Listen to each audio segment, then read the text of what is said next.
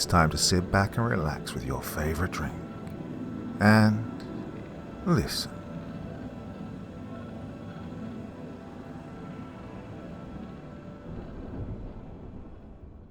I investigate disturbing cases. Here are my stories. Episode 2. Watchers. When people think of police officers, I think there's a disconnect between our image and the reality of who we are. A lot of people see us as the good guys, real-life superheroes that jump in at the last moment with shining golden badges ready to stop the bad guys from having their way. But that's not the reality. We don't have superpowers. We aren't capable of seeing all the crime in a given area, and we certainly don't have the ability to respond to everything as fast as we'd like. At the end of the day, we're simply human beings reading and reacting to situations the law says we have to get involved in. And when you dig a little deeper, you see the ugliness, the racism, the abuse of power, the violence. Many people see these aspects every day, and others are none the wiser. What does this mean? That we're monsters disguised as the good guys? Well, to some people, yeah, and maybe that's fair. To me, I think it means something different. In my view, it means we're a reflection of the good and the bad of society. And much like society at large, we're complicated and nuanced. We can either be what you see or what your sight is limited to. And as a cop, you struggle with that because, at the end of the day, you never know if which way someone sees you is the truth. It was early into my shift when the chief called me into his office. He was actually working on some documents and chewing away at a toothpick. I sat quietly for a solid 30 seconds while he scribbled down some notes before finally shoving the papers to the side and giving me a questionable look. "Smith," he boomed in his usual commanding voice, "I wanted to get your advice on a situation." "Of course," I replied, "so long as it's not relationship advice, because I'll definitely lead you down a path to divorce in like 2 months. I got the slightest glimpse of a smile before he began to recount the earlier events of the day. "Single mother, Ms. Wilson, I believe the name was. She came in here yesterday begging to talk to one of our higher-ranking officers.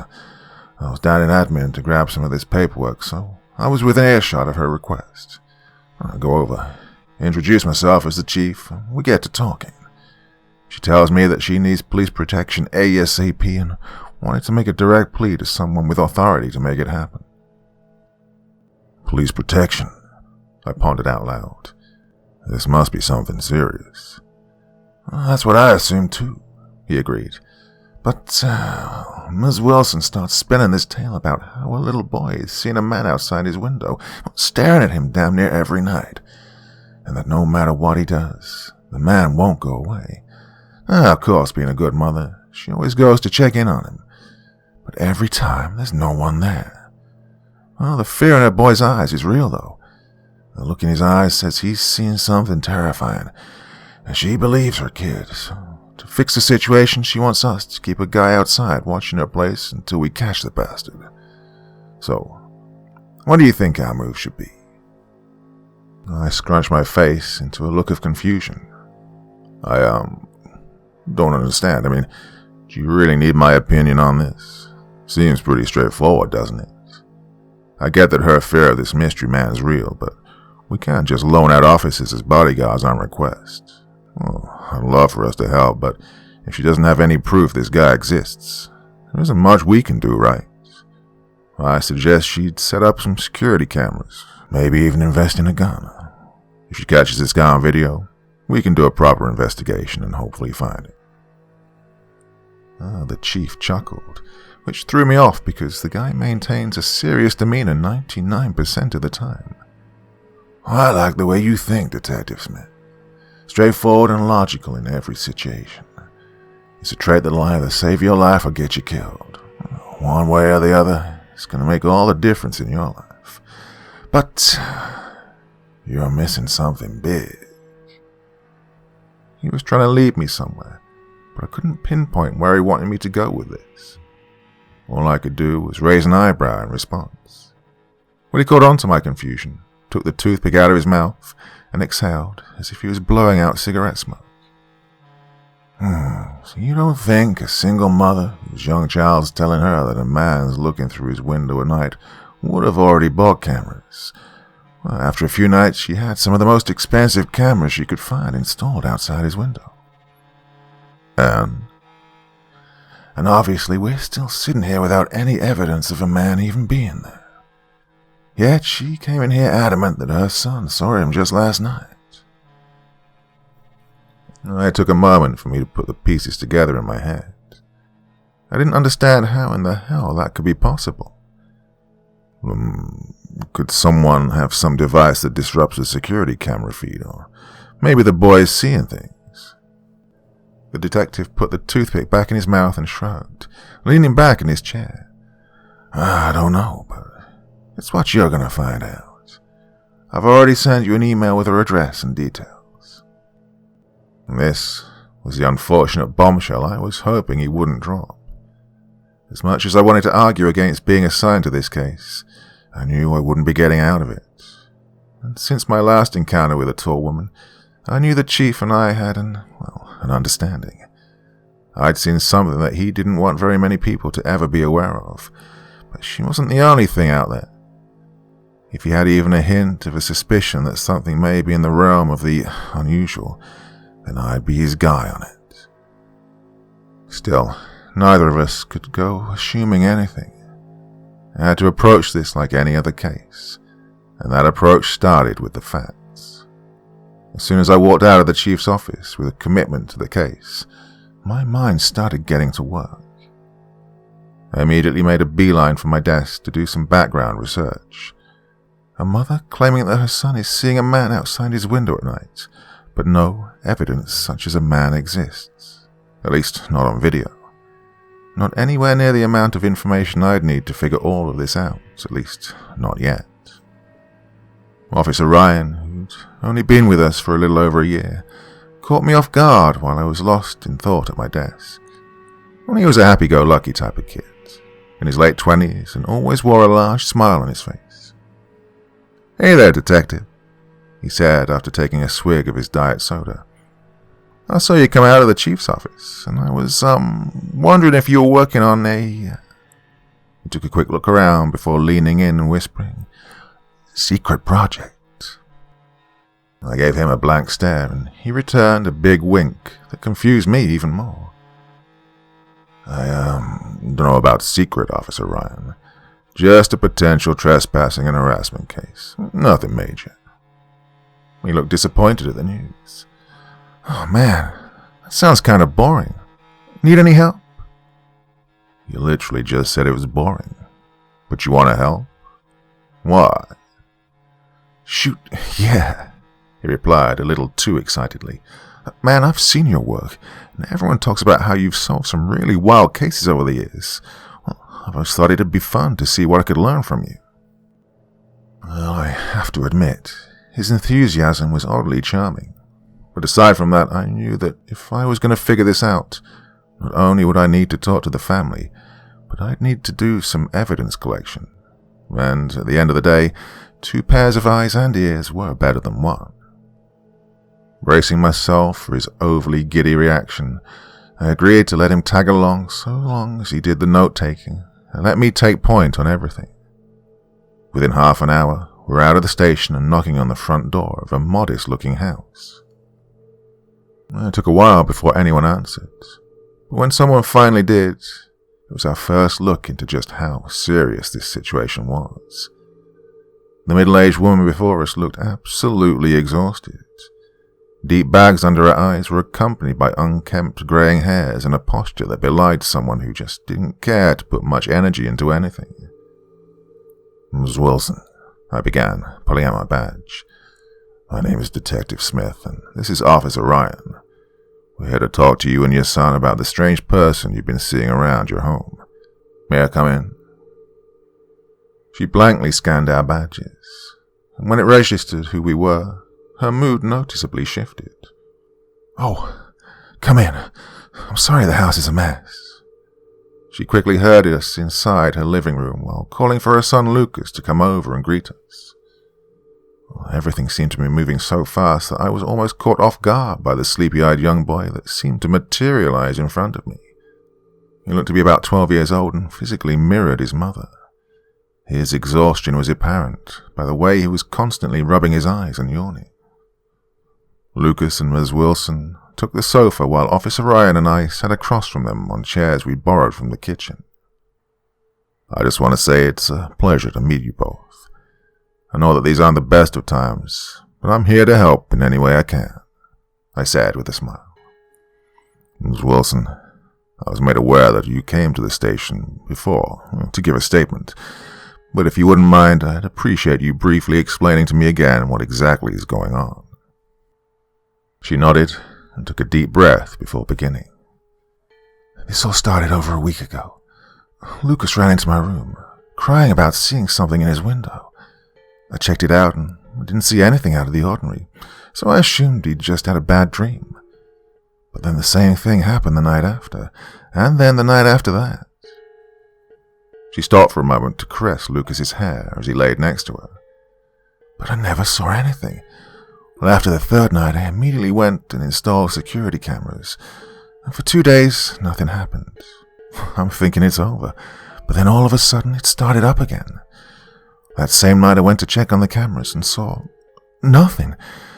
But I know my son, I know he wouldn't make this up. On the nights he actually manages to sleep, he gets horrible nightmares, and on the nights he doesn't, we're both wide awake. Well, I've called in reports before to the police, but nothing's happened. I don't know what to do." "I understand where you're coming from," I said softly, "and I can only imagine how rough this has been for the both of you.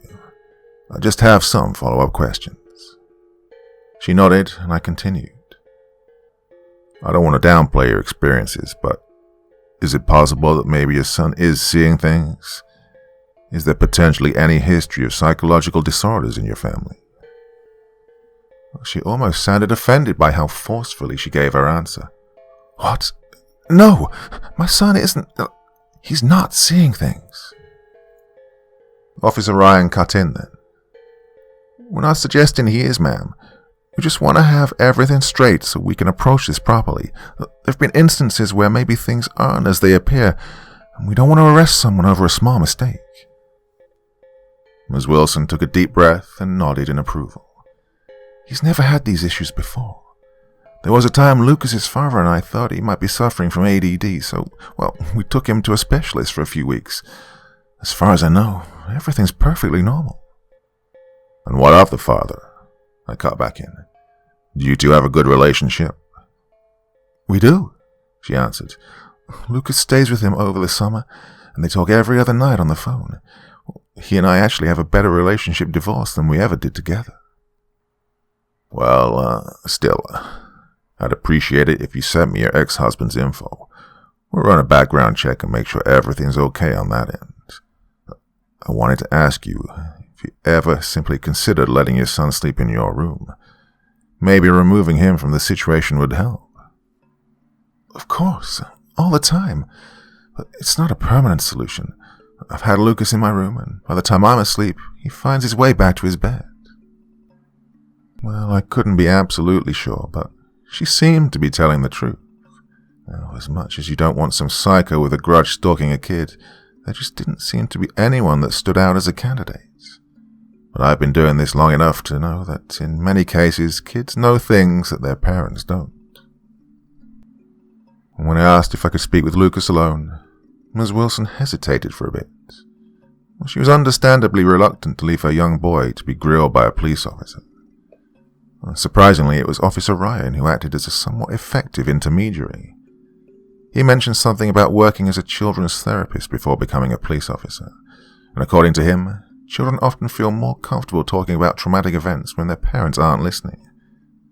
Counterintuitive at first, but the more you dive into it, the more it made sense. She even seemed to flutter a bit when he said, "I'd love to discuss the matter with you in another room." She contemplated and eventually agreed. As the two got up to walk away, Officer Ryan gave me a wink on his way out, and I responded by rolling my eyes at the sly bastard. Now, it was just me and the boy. He seemed nervous. I tried to give him a smile and tell him it'll be okay, but I could easily tell that he didn't really trust me yet, or at least he didn't trust that I could help him. Hey, Lucas, now, before we start, I just want to say that I know what you're experiencing is really scary. It's my job to make sure that you and your mom are safe. But for me to do my job, I just need you to answer truthfully to the best of your ability. No detail is too small. He simply nodded at my request, and we began. Good. Now, did you happen to recognize the person you saw in your window, or are you able to describe them at all? He thought for a moment, his eyes darting to the ceiling, trying to recall what he'd seen. I didn't recognize him, but he had a really big head, big eyes. His mouth went all the way from one side of his head to the other. I think his face was kind of wrinkly. Oh, he was bald. At first, the description didn't make too much sense. Well, my first thought was that maybe it was someone wearing some sort of mask. Logically, that'd fit if they didn't want to be identified. This potentially gave some credence to the notion that it was someone Lucas knew. Maybe they felt he'd recognize them. Did this person speak? Maybe a voice you're familiar with? He shook his head. I see. What about when you usually see this person? Is it around the same time every night? He nodded. Kinda. Well, it only happens really late at night. How late? He seemed nervous to answer. Don't tell Mom, but at 2 or 3 a.m. I'm not supposed to be up that late. If I'm not up already, then sometimes I wake up randomly and he's just there. I laughed. Don't worry, Lucas. I won't say anything. You can trust me. But you really should get to bed earlier, I said with a wink. Your mom mentioned that sometimes you'd sleep in her room, but that you go back to your bed. If you're seeing this scary person in the window, then why do you go back? He shrugged. I don't know. I don't even notice, really. I just wake up back in my own bed. Possibly sleepwalking, I thought. After asking him some standard follow-up questions, I eventually brought his mom back to wrap up the interview. I decided to look around his room to see if I could find anything of note, but everything seemed to be in order. The only thing of interest was that Lucas's blinds were drawn. I questioned how he could see anything outside his window with them closed at night. Well, this was something that his mother had already spoken to her son about, but Lucas was adamant that they were always already open whenever he'd wake up in the middle of the night, even if he knew that they were shut when he went to bed. Odd, but, potentially significant. Out of questions, Officer Ryan and I gave them our contact info and made our way outside.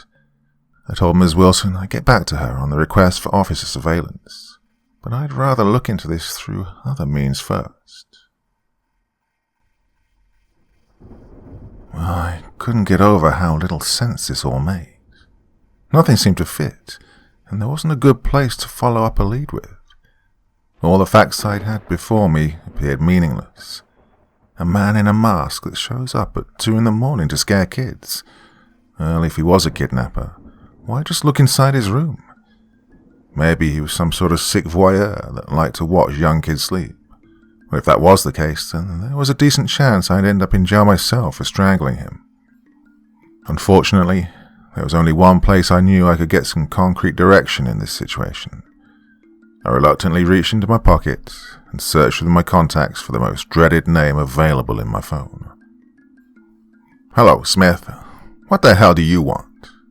A forceful voice came through on the other end. Hey, Officer Joss. Fantastic to speak with you too, I said in a slightly irritated tone before filling her in on the situation. Anyway, I'm here at the Wilson house. I already questioned the family, but I'm still a bit lost on where exactly to go with this. Any chance you can guide me in the right direction? Well, she let out a very audible sigh. Did you call people to do your work for you in school too? Or did you start that in your professional life? Oh yeah, being an asshole. A classic way to get shit done.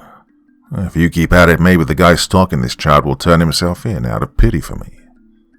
Well, I couldn't see it, but I knew she was rolling her eyes. Very funny. I do fancy myself a comedian. It's my second career choice if this police shit doesn't pan out. Well, funny man, if you want my advice, I'd recommend checking around the kid's window for anything important. Ideally, footprints or fingerprints on the window and so on. Also, talk to the neighbors to see if anyone has seen anything. Maybe you get lucky and hit on security cam footage. When you get back to the office, check to see if there are any guys in the area with an MO for peeping late with masks. If he's doing this constantly, then he probably doesn't live too far away. Well, I have to hand it to her. She was damn good. And if all that turns up nothing, then I'd seriously question why we're even wasting our time. But if you think he'll come back, in theory you could try and see if you can catch him yourself and grant her that surveillance. I mulled over her suggestions and thanked her before hanging up. Looking down the street lined with identical houses, I knew we had some work to do, but Officer Ryan and I were ready to hit the ground running. By the end of the day, we'd racked up a decent amount of overtime and exhausted all potential avenues. When it was all said and done, we had exactly as much information as we'd started with. Well, it seemed impossible. If there really was a guy running around peeping on kids, how could no one have seen anything? I wrote up my report for the day and planned to take a fresh look at things in the morning. However, I didn't get that comfort as I heard my phone buzz at 2 in the morning with Ms. Wilson frantic on the other end. It had happened again. Acting on instinct, I immediately threw on the first pair of clothes I could find and sped down to the house. Crookedly parking in the street, I jumped out of my car and ran around the perimeter, looking for the man. When I didn't see anything, I called for any available officers to be on the lookout for a man potentially wearing a mask fitting the description Lucas had given me the previous day. I waited with Ms. Wilson and Lucas inside while a couple of officers searched the area and talked with neighbors.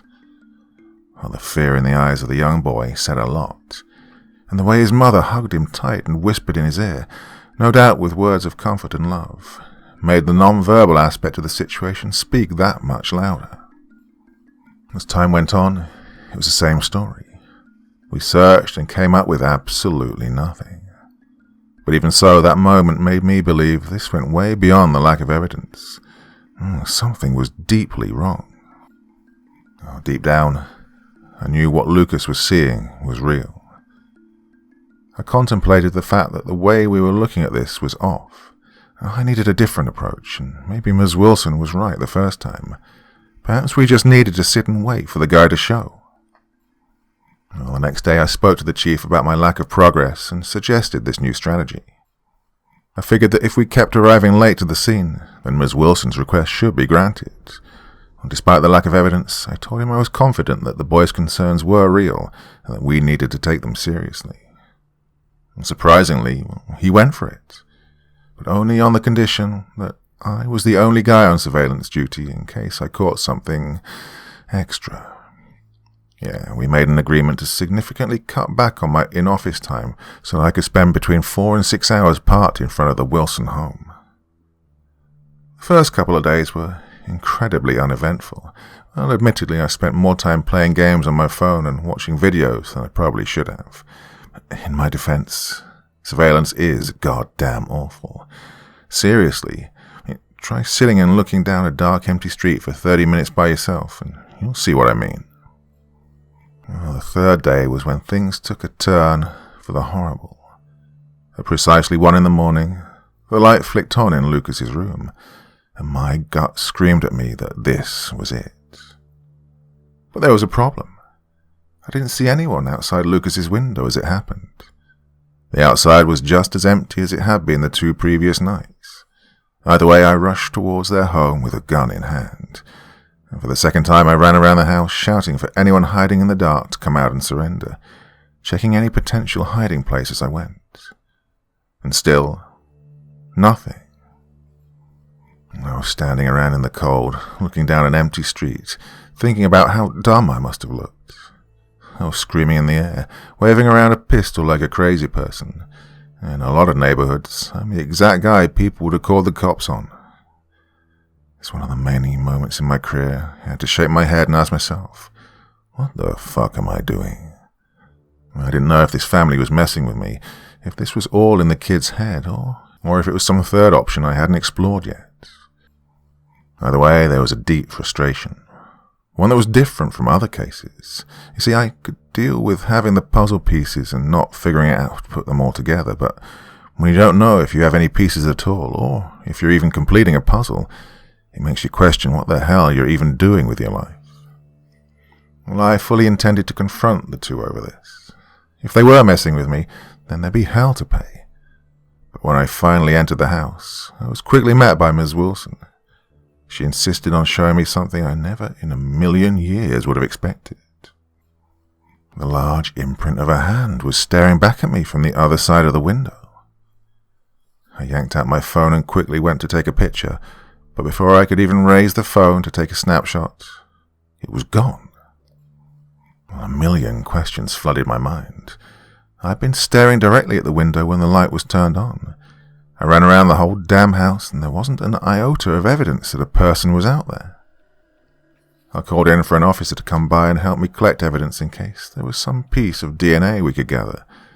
Still, in waiting for them, I wanted to talk to Lucas and Ms. Wilson again.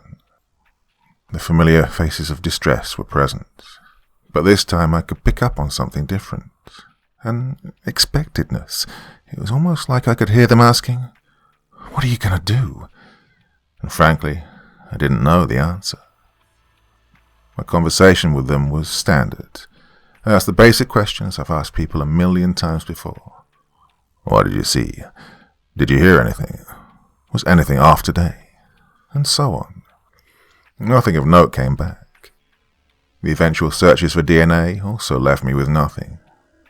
All I could tell them was that I'd try again tomorrow, and I recommended they stay with family or in a hotel for the rest of the night. As I was walking out of the house for the second time to regroup for the next day, Ms. Wilson stopped me at the door.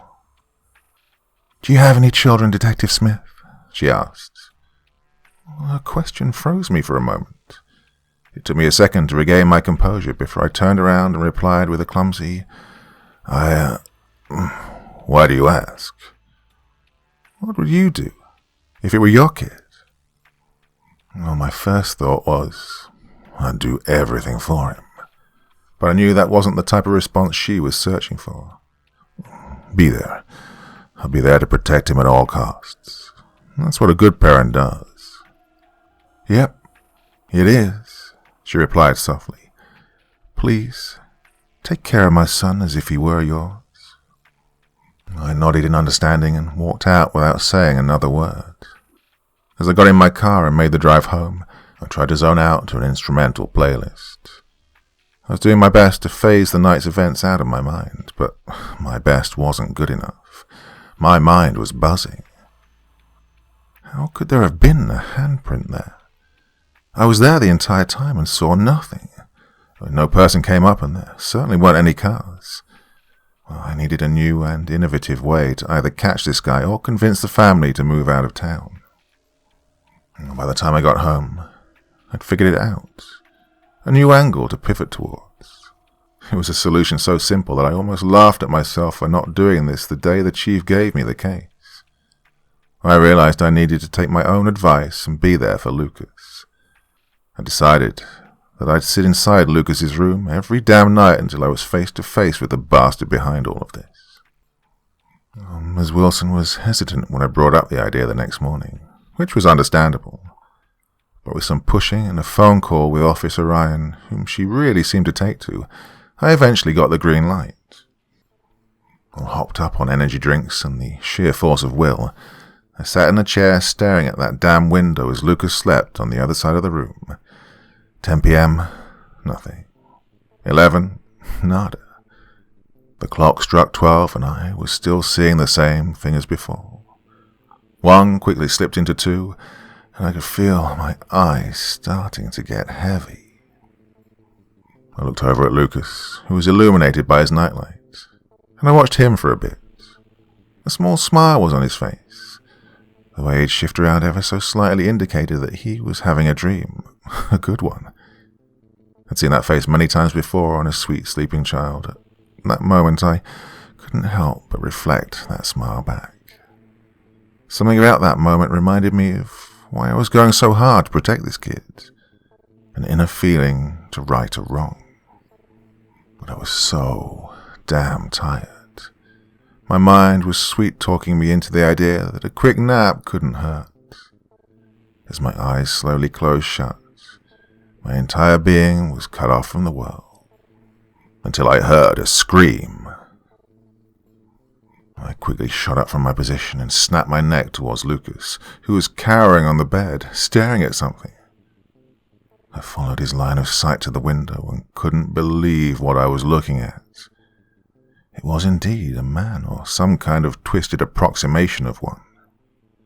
His entire pale head nearly filled the window.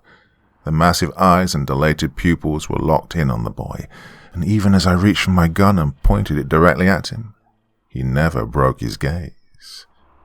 A thin, wrinkled mouth stretched from ear to ear in a neutral expression. Still, it heavily contrasted with the rest of his smooth and utterly hairless face. He also appeared to have a sizable beak-like nose that came to a point well below his thin lips.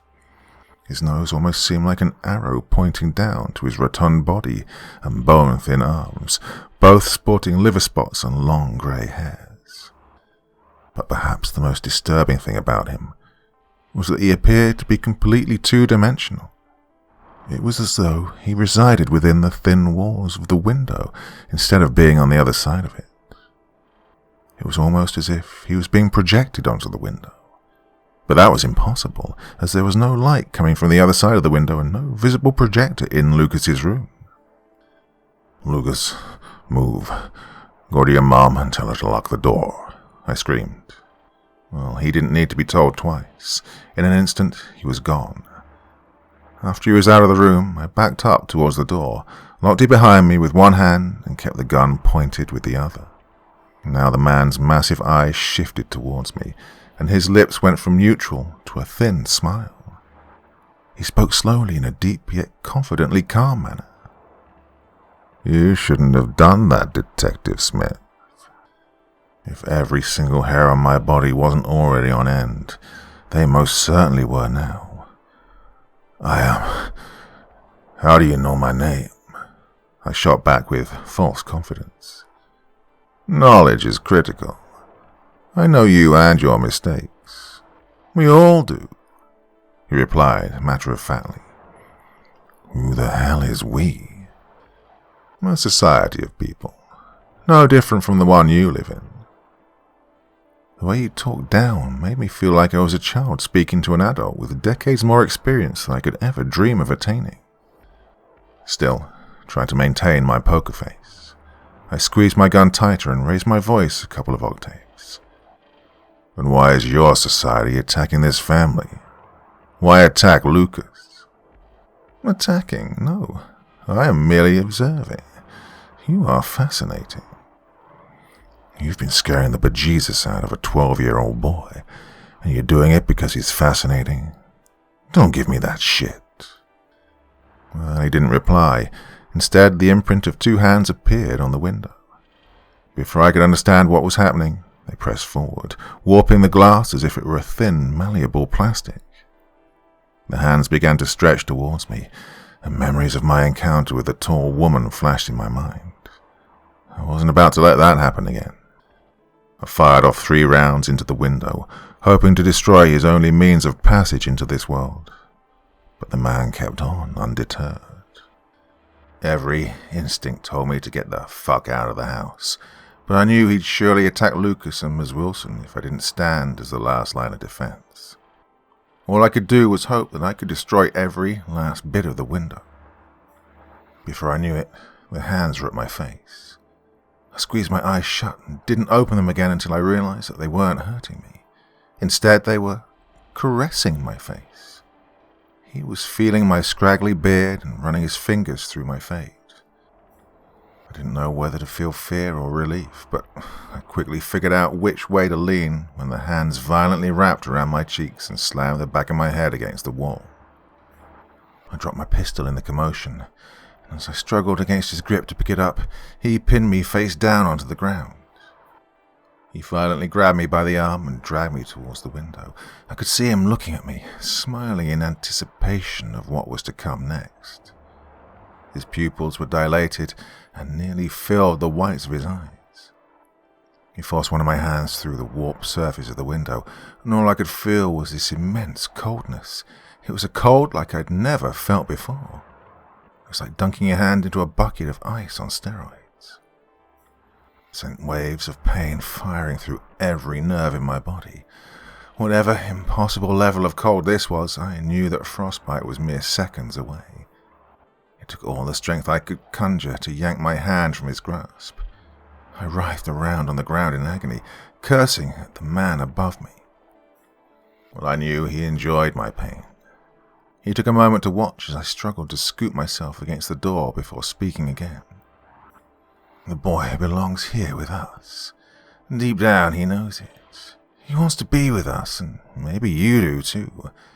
You've already seen the other side, Detective, and it's always been unpleasant. You're all safer with us. Fuck you, I screamed. I dove for my pistol, shot up and unloaded another few shots into the window with my good hand. But he was still there, smiling. In a rage, I began to bash out large holes with the butt of my gun. By the time my anger had subsided, I'd taken notice of the fact that the man was gone. All I was staring at was a large hole in the woods on the other side of the home. I needed a moment to relax. My heart was beating fast in my chest. I took a moment to sit on the bed and inspect the bruise on my head and contemplate whether or not I'd need to go to hospital for a check-up on concussion. After a few minutes, I figured I was all right enough to call the chief and tell him why the neighbors would likely call soon about multiple shots being fired. I told him to get dressed and get down here, and I'd fill him in on everything that had happened. One deep inhale later, and I turned my attention back to Ms. Wilson and Lucas. They let me in only after I assured them that I wasn't the intruder. The first words that came out of her mouth were ones that I, admittedly, wasn't prepared for. "What happened?" she asked, with tears streaming down her face. This may have been the most challenging part of the night. Lucas had seen something truly horrible, and he knew that I'd seen it too. I was someone he was supposed to trust. I was someone that was supposed to stand for truth and honor. I was someone that was supposed to be on his side. And yet, despite all of that, I was someone that lied about everything. It was a man in a mask and multiple others outside with him. We had a confrontation. After going through some files at work, I actually believe him to be a guy we've dealt with before. He uses a device to jam security cameras, and his clothes make him incredibly difficult to see in the dark. That's why we couldn't see him the first time. Look, once my chief is here, you can talk to him about everything. Complete bullshit. I hated myself more and more with every lie that came out of my mouth. I wanted so badly to tell them the truth, and if it were up to me, I absolutely would have, but after the last encounter, I knew it wasn't my choice to make. Eventually, the chief arrived on the scene. I passed her off to him and a couple of officers accompanying him. I recognized them as the two guys that went into the farmhouse with the tall woman. When the chief excused me to leave, I took one look back at Lucas as I went. He was staring at me with tears in his eyes and an unmistakable look on his face. It was one I'd seen before. Disappointment. The boy had been through so much. And sometimes all a child needs to heal is validation. They want someone to acknowledge that they believe what they're saying is true, and what I did took any chance of that ever happening away. And it hurt. In the coming days, the two of them were relocated across the state. They were lied to about a dangerous type of mold growing under the home. They were also told a giant sinkhole was forming under the house, putting the whole property in danger. Ms. Wilson was led to believe that none of this could be fixed within a reasonable budget, so it would make more sense to move. With the additional belief that it would be a fresh start for Lucas, she obliged. My chief told me he did his best to keep up with them. From what he's heard, there hadn't been any reports of anything unusual. This, of course, was fantastic to hear. I even opened up a special bottle of wine with Detective Joss one night to celebrate. In the weeks following, everything went back to normal. Everything outside of my personal life, at least. We all go through periods where we feel like we're being watched. That feeling was coming on much more strongly than I typically noticed it. Well, in the weeks following, everything went back to normal. Everything outside of my personal life, at least. We all go through periods where we feel like we're being watched. That feeling was coming on much more strongly than I typically noticed it. It didn't matter whether I was alone at home, driving in my car, or just taking a walk. I always seemed to catch myself doing a double take, as if I'd heard something that sounded awfully close to a voice, or I'd see a figure just out of the corner of my eye. This came to a head when, after a shower, I was doing my facial scrub routine in the mirror when I undoubtedly saw a man behind my reflection. I nearly had a heart attack when it registered as that familiar, large face. The man from Lucas's window was staring into my soul, a broad smile plastered across his face. I avoided looking at myself in any reflected surface for a month and a half after that. Well, it was Nietzsche who remarked, "If you gaze for too long into the abyss also gazes into you." I'm not sure if he understood how right he was, but it's a phrase that holds more meaning to me than almost any other. If anyone can help it, I urge them to avoid that abyss at all costs. Well, the darkness that stares back into you is never worth satiating your curiosity. Stay safe, everyone.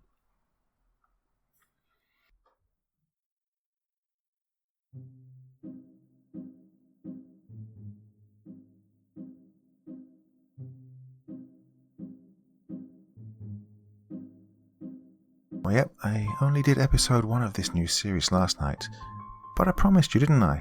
I said, yep, I'll be returning to it this evening, and here I am. And to be honest with you, there's just something really compelling about this series of stories. Grounded in reality, but that element of the supernatural is there as well, and it's honestly just a real joy to read. So I hope you enjoyed last night's, and I hope you enjoyed this one too, and I will be returning to it again very, very soon, I promise. Well, a Saturday night bonus, and I'll be back again tomorrow night with something. Not sure what yet. I keep promising you these other series are going to return, and they are. I'm in the middle of recording quite a few different things. A lot of things on the boil at the moment, so something will be coming tomorrow night, I promise. Can't say better than that, can I? Okay, my dear friends, until tomorrow night, very, very sweet dreams, and bye-bye.